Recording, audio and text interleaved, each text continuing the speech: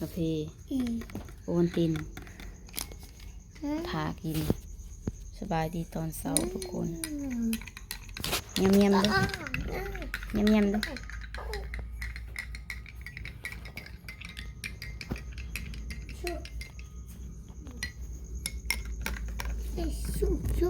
ส่ง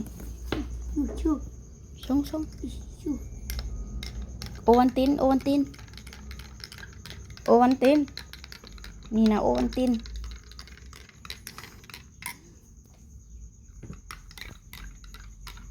ขี้ตาจะบอกแกะยังไงทำไรแง่งนะมันฮอนเลยหูจักเลยเบิ้งใส่เพิดอยู่บ่ใส่เพิดหากระตือนไปน้องพี่น้องเอ้ยก็น่ากับไปเหตุงานแล้วบัดนี้คอยก็มาต่อตัวนี้เด้อพี่น้องสะสางกอไผ่ก่อนพี่น้องทางมันก็มันบ่เห็นหอดหน่อหอดอีหยังเอาก็ยากเหนื่อยพี่น้องเอ้ยก็ทางไปสักพักหนึ่งเลยได้ซ้ำนี่มันหนาแฮงก็สิเบิ่งหน่อเบิ่งอีหยังมันดูมันว่ามันมีหน่อมีหยังอยู่บนมันบังเบิดแล้วก็เรียกพี่น้องเลยที่แรกว่าใส่ผัวแล้วค่ะผัวไปเหตุงานแหละเลิกเอง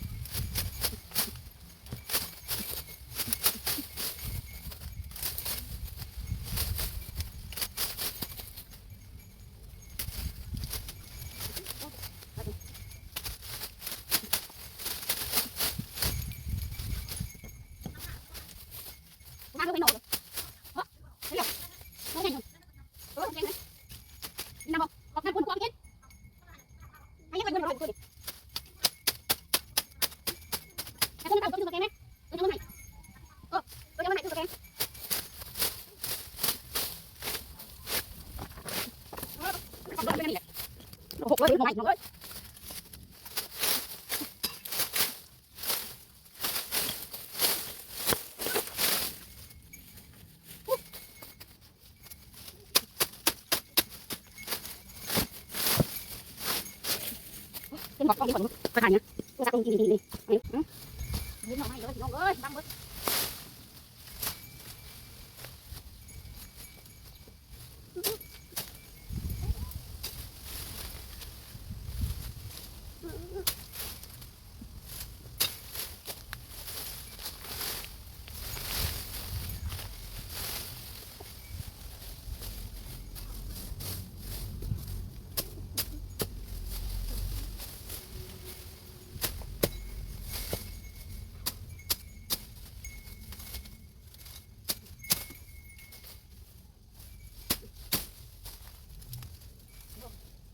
ขนาดน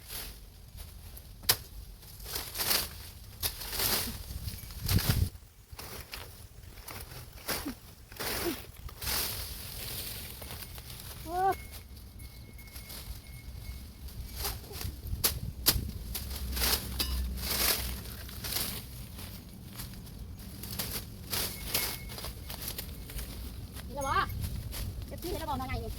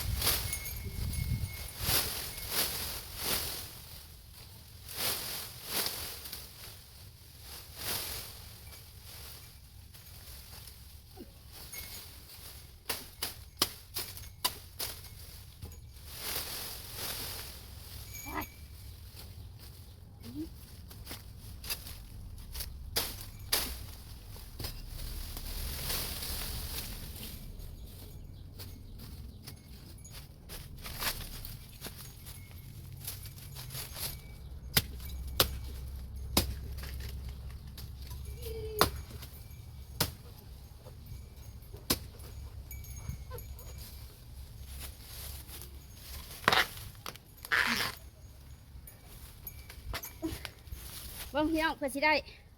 โอ๊ย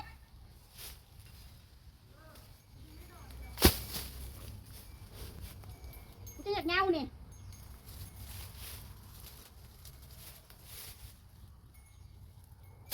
เมื่อย เอาทำไมหน่อยเดียวจนเหงาพี่น้อง